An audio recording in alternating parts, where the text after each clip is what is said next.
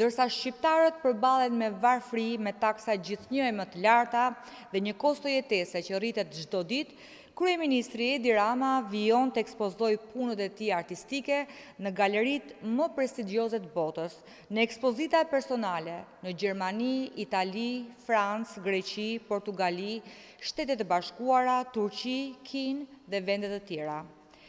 Vetëm për përdorimin e hapësirave ekspozuese gjatë 2 ekspozitave të fundit, shpenzimet mund të arrijnë qindra mijëra euro. Kështu, ekspozita Crystallizing e zhvilluar këtë vit në Berlin nga data 1 maj deri 27 qershor, zgjati 58 ditë.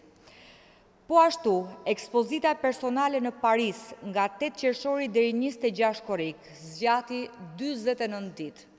Hapësirat e ekspozimit të këtyre niveleve mund të kërkojnë kosto shumë të larta pa përllogaritur dhe përfshirë transportin e veprave, siguracionin, montimin, promovimin dhe shpenzime të tjera organizative. Ndërkohë, Edi Rama ka zhvilluar ekspozita të tjera në Athinë, Napoli, Berlin, Stamboll, Hong Kong, Myni dhe vende të tjera.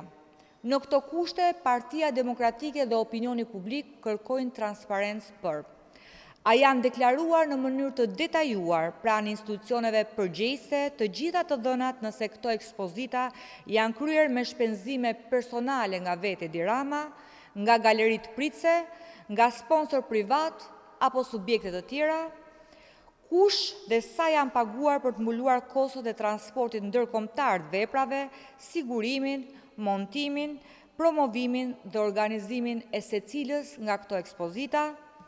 Partia Demokratike i kërkon institucioneve përgjegjëse të verifikojnë nëse janë respektuar të gjitha detyrimet ligjore për sa më lartë. Transparenca nuk është çështje preference, por detyrim kushtetues dhe ligjor. Askush, përfshirë Kryeministrin e Shqipërisë, nuk mund të qëndrojë mbi ligjin.